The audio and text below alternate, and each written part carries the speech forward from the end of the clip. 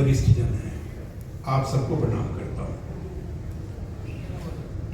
जन सामान्य मंच की स्थापना का जो विचार आया, उसके पीछे का कारण मैं आप सबके बीच में कुछ रखना चाहता हूँ। जन सामान्य मंच के स्थापना के पीछे का कारण ये सब मैं बता दूंगा। उसके बाद फिर जो आज का जिन महापुरुषों के लिए ये कार्यक्रम रखा गया उस पर हमारे मंच पर वरिष्ठ वक्ता आप सबको बताएंगे।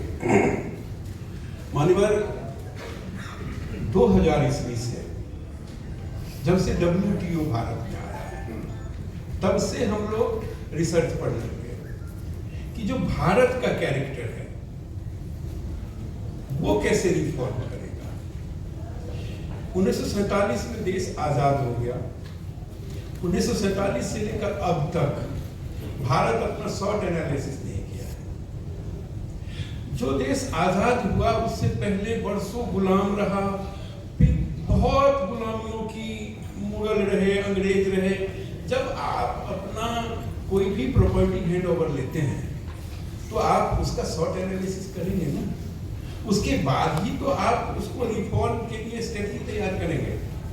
भारत का ये दुर्भाग्य रहा कि आजादी के बाद से लेकर अब तक भारत अपना शॉर्ट एनालिसिस नहीं किया, जिसका परिणाम क्या हुआ कि भारत दुनिया का 2.4% लैंड मास का मात्र मालिक है और जनसंख्या के दृष्टिकोण से आज दुनिया का नंबर 1 हो गया।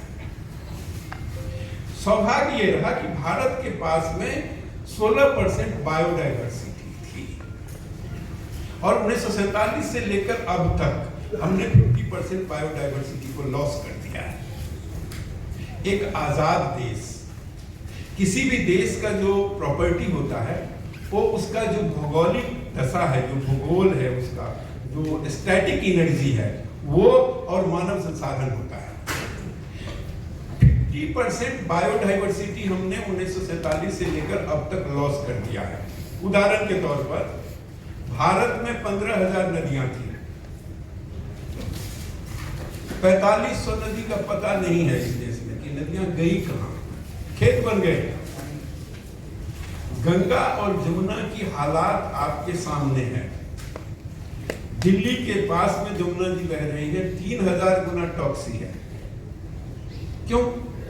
क्योंकि इंडस्ट्रियलाइजेशन जब होता है तो उसके लिए अर्बनाइजेशन होना नेचुरल है। लेकिन जब आप इंडस्ट्रियलाइजेशन करते हैं और अर्बनाइजेशन करते हैं तो आप उसकी भी तो व्यवस्था करेंगे। जो ड्रेन है वो रेन वाटर को कैरी करने के लिए बनता है, आप सीवरेज कैरी कर रहे हैं और उसको फिर नदियों में डाल रहे हैं। ग्राउंड लेवल वाटर आपका नीचे जा रहा है। 32% बना छात्र भारत का 14-15% पर आके रुक गया है। जब जल का स्रोत नीचे चला जाएगा तो आप किस विकास की बातें कर रहे हैं? जल का स्रोत उठेगा तब न विकास होगा। बना छादन उतना जितने से ऑक्सीजन और टेम्परेचर लेवल मेंटेन होगा, जिससे AQ लेवल जो है वो ठीक रहेगा, तब न विकास होगा। हवा के बिना ही मर जाएंगे। आप इकट्ठा करते रहिए। भारत के अंदर लोगों के दिमाग में एक नैरेटिव भरा जा रहा है। आजादी के बाद भी बहुत सारी पार्टियां आ गई कहने के लिए ये जनतंत्र है, गणतंत्र है, लोकतंत्र है, बहुत तरह की हम शब्दावली का प्रयोग कर रहे हैं। लेकिन ये जो तंत्र है जो समाज से निकल के आता है, क्या उस समाज का जो सोशल इंजीनियरिंग है वो आज के डेट में बचा हुआ है? तो सब जानते हैं कि कितना हालात खराब हो गया। तो तंत्र तो ऑपरेट होता है, उसके लिए मंत्र देना पड़ता है ना, और मंत्र के लिए ही तो डेमोक्रेसी है। डेमोक्रेट का काम क्या है? स्ट्रेटजी बनाना, प्लानिंग करना, ब्यूरोक्रेट को देना और ब्यूरोक्रेट टेक्नोक्रेट का सपोर्ट लेकर के एग्जीक्यूट करते हैं। अब जो व्यक्ति को मेडिसिन का नाम भी नहीं पता हो और वो हेल्थ मिनिस्टर बन जाए तो क्या होगा? फिर तो किसी को कोट पहना दीजिए, हाथ में सर्जिकल नाइफ दे दीजिए, 5 स्टार उसको व्यवस्था दे दीजिए OT और उसमें घुसा दीजिए, तो पेशेंट मर्डर होगा पैसा लेकर के या ट्रीटमेंट होगा। ऐसे देश का कैरेक्टर हो जाता है जो हो गया है। 30 लाख कुएं, तालाब, झरना जो वाटर बॉडीज है आपको सुन के आश्चर्य होगा, 20 लाख भर दिया है हमने, 10 लाख बचे हुए, उसकी हालत खराब है। कैसे डेवलपमेंट होगा, कहां से आएगा? इन सभी विषय को देखते हुए आज ग्लेशियर है उत्तराखंड के जितने, उस पर देखिए कितना कार्बन पार्टिकल आकर के बैठ गया है।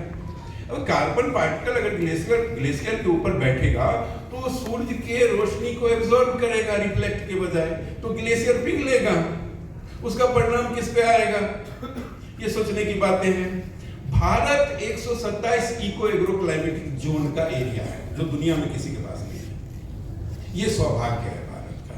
लेकिन 127 इको एग्रो क्लाइमेटिक जोन का अपना भाषा, भूषा, भजन, भोजन और भेषज है। उसकी अपनी यूएसपी है।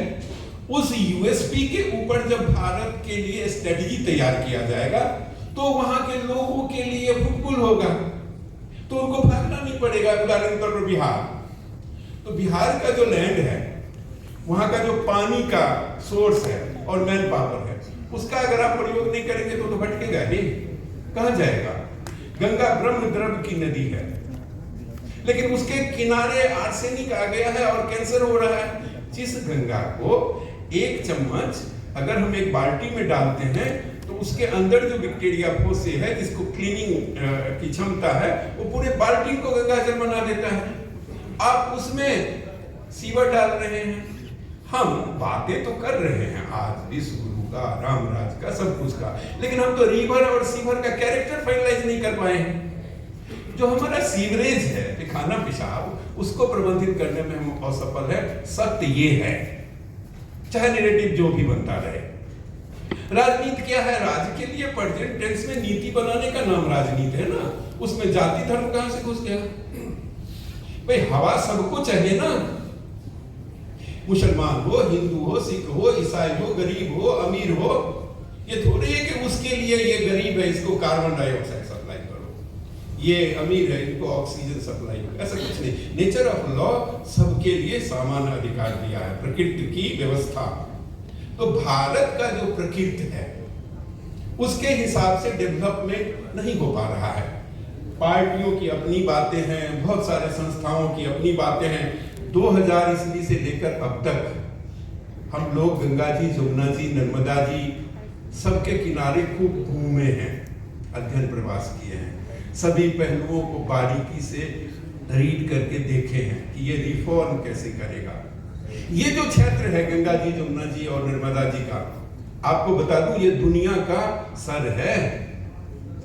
सूर्योदय होते हैं यहां से। इनकी भूमि को देखिए आप, कितना उर्वरा है। वो इंग्लैंड थोड़ी है कि वहां 7 से 9 महीना में गेहूं होता है, इसीलिए वो ब्रेड, मांस, सलाद और वही लेते हैं। ठंड प्रदेश है, लेकिन हम भी खाने लगे हैं तो हमारा फूड चेन खराब हो गया। बहुत ऐसे विषय हैं।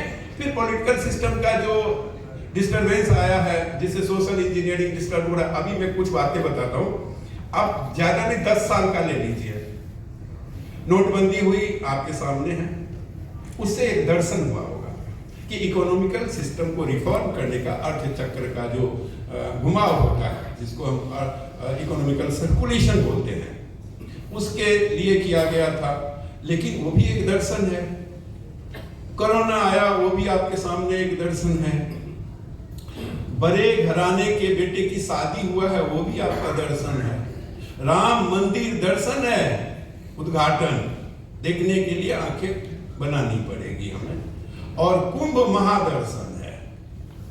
कुंभ 12 साल पर जो प्रयागराज में गंगा, जमुना, सरस्वती के तट पे लगता है, वो गंगा, जमुना, सरस्वती आध्यात्मिक भाषा में ईरा पिंगला सुषमना नारी है, जो धरती का हुआ, वो हमारा भी है, वो ज्ञान चक्षु है। प्रयागराज शिवनेत्र की धरती है।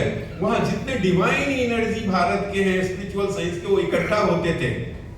और वर्तमान काल में धर्म सत्ता, समाज सत्ता, राजनीतिक सत्ता और अर्थ सत्ता के कैरेक्टर में जो डाउनफॉल आया है, उस पर विचार करके राज सत्ता को और समाज सत्ता को सूत्र देते थे। इसके लिए वहां पे कुंभ होता था। धनानंदों के प्रतिष्ठा देने के लिए, उनको सम्मान देने के लिए, आमात्य के तरह वहां पे काम हो, इसके लिए थोड़ी कुंभ होता था, जो आप सब ने देखा हो। तो भारत का जो रीढ़ है वो आध्यात्म है, स्पिरिचुअल साइंस है। जो पराविद्या से उत्पन्न होने वाली जो व्यवस्था है उसको हमने अनुसंधान करना ही छोड़ दिया। जो हमारा रीढ़ था और पश्चात का रीढ़ राजनीति है, हमने अपराविद्या के ऊपर बल दिया है, लेकिन तो एक पंख हुआ तो रोबोटिक हो जाएगा। फिर ज्ञान और विवेक का क्या होगा? भावना में बहाए जा रहे हैं, सम्मोहन, प्रलोभन और दबाव में लेकर के किसी तरह वोट बैंक की राजनीति हो, नहीं चलेगा। देश को रिफॉर्मिंग की जरूरत है। इन सभी पहलुओं पर बारीकी से काम करने के लिए वैज्ञानिक दर्शन के आधार पर काम हो, इसके लिए जन सामान्य मंच को बनाया जा रहा है, जिसका ये आज नाम का जन्म हो रहा है, जन सामान्य मंच। ये सबका मंच है, लेकिन ये ऑपरेट होगा विज्ञान के दृष्टिकोण से। सारा चीज विज्ञान पर है। पूरी दुनिया का जो मौलिक ऊर्जा है वो स्टैटिक और डायनामिक का है, जिसको हम शिव और शक्ति बोलते हैं। ये स्टैटिक डायनामिक तो अभी वर्ड आया है, पहले तो सीधी शक्ति थे। इसी का सब है, इसी से ये पंखा चलता है, बल्ब चलता है, हम जीते हैं, आप सब जीते हैं। रूप परिवर्तन होता रहता है उसका। जब स्टैटिक और डायनामिक का बैलेंस बिगड़ता है तो नेचर डिजास्टर होता है। वो बाहर भी होता है, अंदर भी होता है। उसको बैलेंस करने के लिए भारत का आध्यात्म विज्ञान है। कहां गया वो? कथाएं हो रही है, किन्नरों के लिए बना हुआ था ये कथा, ताकि वो कथा कहेंगे और घर में शादी विवाह बच्चे का जन्म होगा तो वो जा करके आशीर्वाद देगी। उसको रेड लाइट पे खड़ा कर दिया और बहुत सारे लोग इसमें तो एक बाबा इंडस्ट्रीज भी खड़ा हो गया इस देश में, उसकी अलग व्यापार हो गई। राजनीतिक पार्टियों ने अपनी ऐसे दुकान बना दिया कि कहां गया गणतंत्र, कहां गया लोकतंत्र, ये तो पार्टी तंत्र आ गया। आप बोल के देखिए, एक पार्टी वाला दूसरे पार्टी के, यदि आप कमजोर हैं तो लगेगा मार देगा। ये कौन सा हमारा लोकतंत्र हो गया है? कहां गया वो सामाजिक समरसता का सिद्धांत? ऐसे इकोनॉमिक्स का है, अर्थशास्त्र का है। ग्लोबलाइजेशन हुआ, आए जा रहा है लोग, भारत के एनर्जी का वो दुरुपयोग कर रहे हैं आकर के। वो जो टेक्नोलॉजी लेकर के आ रहे हैं, उस टेक्नोलॉजी हमारे इकोनॉमी, इकोलॉजी और एथिक्स को नष्ट कर रहा है, वो टेक्नोलॉजी हम यूज कर रहे हैं। उदाहरण के तौर पे बताता हूं आपको, यहाँ पे कोई ही ऐसा व्यक्ति नहीं होंगे जिनके घर में आरओ नहीं लगा होगा। लगा हुआ है, लगभग सबके घर में लगा हुआ है या नहीं? आपको पता है आरओ का जो मेम्ब्रेन है हम नहीं बनाते, चाइना से आता है, कोरिया से आता है, वहां से आता है। उसका जो पोर साइज है वो है 2.5 नैनोमीटर। 2.5 नैनोमीटर को जब हम पंप से प्रेशर देकर के पानी फेंकवाते हैं तो 30% पानी वो फ्लो करता है, 70% वेस्ट कर देता है। होता है ना? वो जो 30% है उसमें न गुड बैक्टीरिया है न मिनरल है, हम पी लेते हैं। तो न्यूट्रिशन के साथ मिनरल नहीं मिला तो 200 बीमारी जन्म लेगा।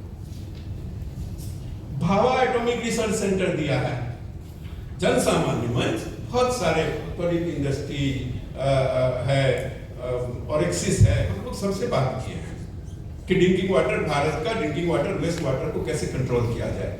जन सामान्य मंच के तहत हम लोग दिल्ली के जो डायरेक्टर हैं जल बोर्ड के, उनसे मिला हूं कि दिल्ली का जो ड्रिंकिंग वाटर, वेस्ट वाटर है, उसका कंट्रोल कैसे होगा। ये जो आपने सेंट्रलाइज कर रहा है किए हैं, इसको डिसेंट्रलाइज कैसे करें। ये पॉलिसी लेना पड़ेगा, मनमानी नहीं चलेगी। मनमानी चलती कब है? जब समाज कमजोर होता है, जब वो बटा होता है। जन सामान्य मंच का काम है ज्ञान और विज्ञान के आधार पर समाज के सभी लोगों को एकत्रित करना। उनको जो ये कहते हैं कि मुझे थोड़ा भी है समझ, उनको इकट्ठा होना पड़ेगा। अगर वो इकट्ठा नहीं होंगे तो आने वाला समय ठीक नहीं है। लड़ाई करवा दिया जाएगा, नैरेटिव बनाया जा रहा है, हिंदू मुसलमान करो, उससे नहीं बचा तो कुछ और करो। उनको कोई दिक्कत नहीं है, ना बड़े ब्यूरोक्रेट को दिक्कत है जब तक पद पे है, ना बड़े जो है डेमोक्रेट को है, ना ब्यूरोक्रेट को है। दिक्कत तो सामान्य जन को है।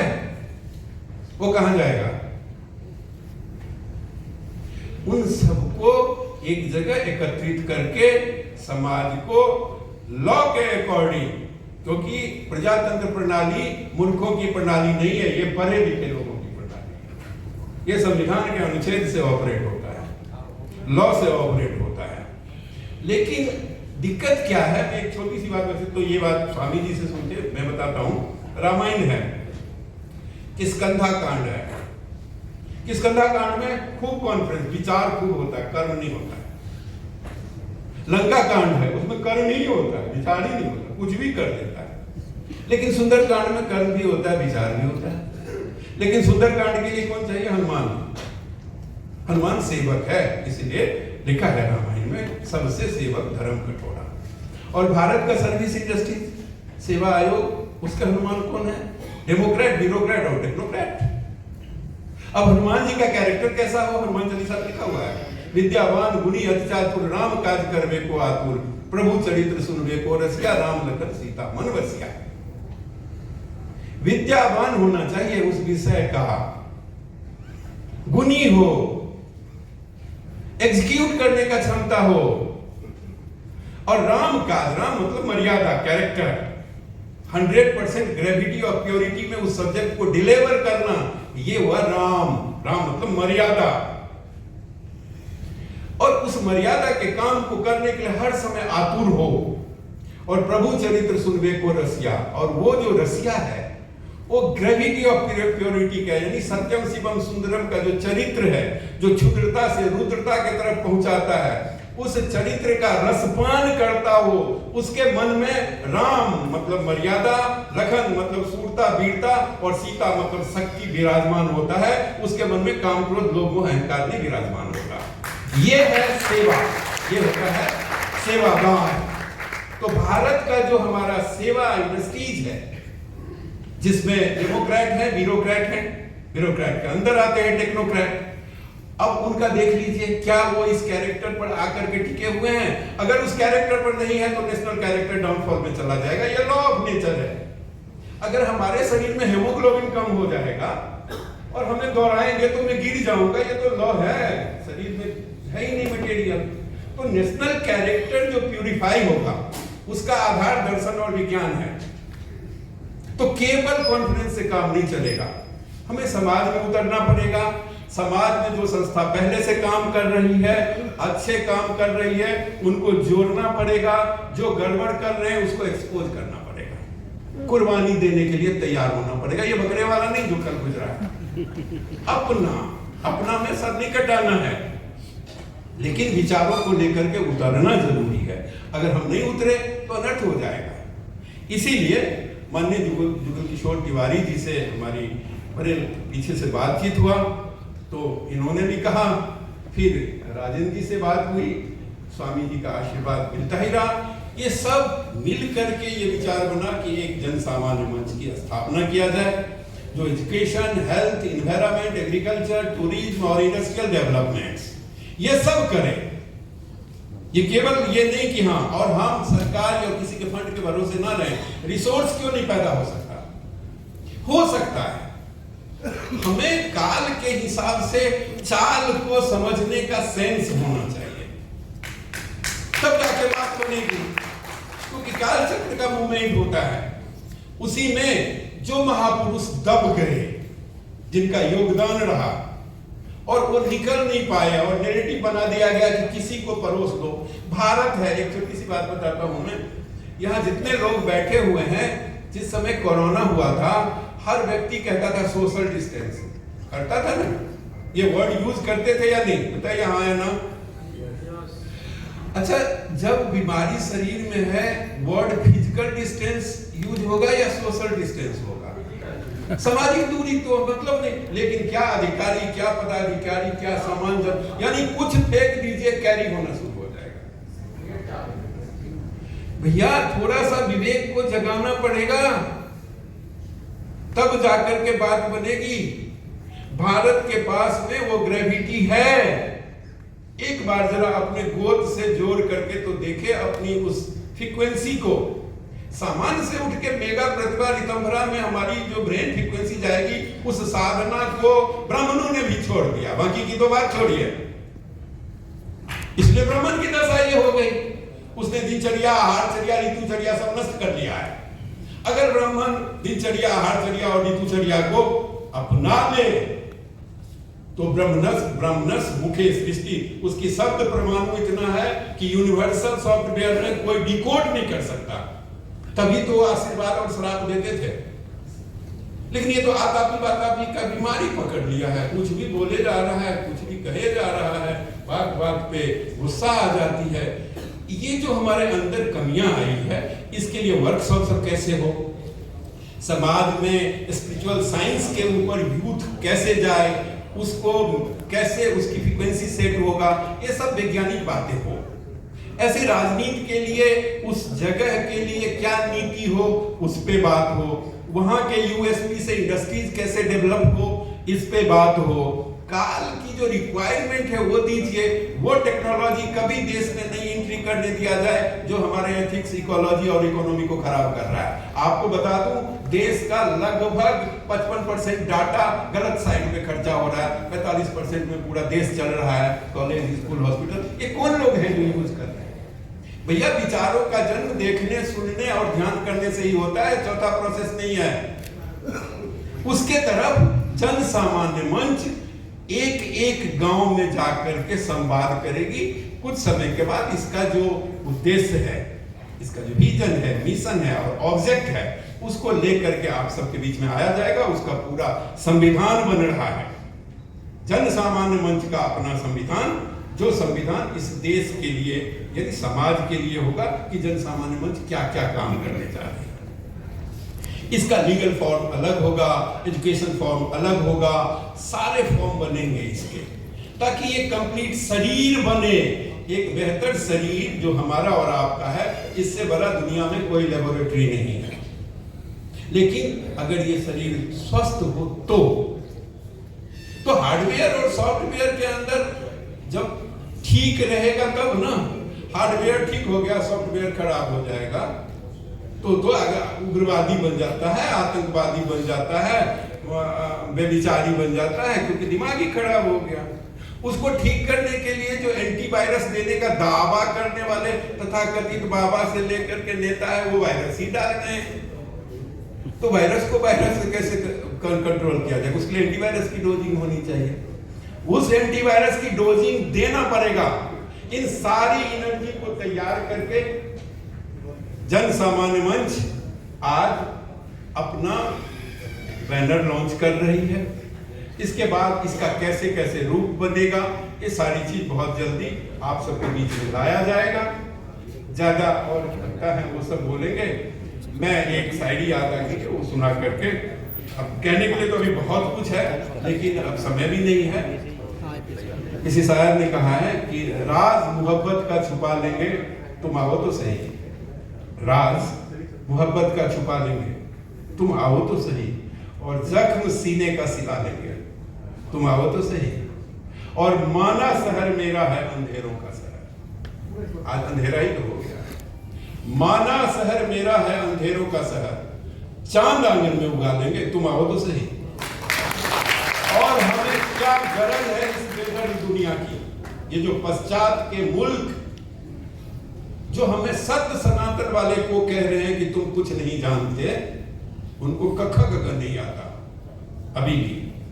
लेकिन दुर्भाग्य हमारा है, उसमें मैं जाना नहीं चाहता क्यों वो बोल रहे हैं।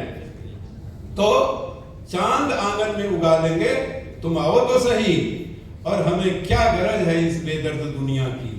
हम खुद को आईना बना लेंगे, तुम आओ तो सही। बहुत बहुत धन्यवाद।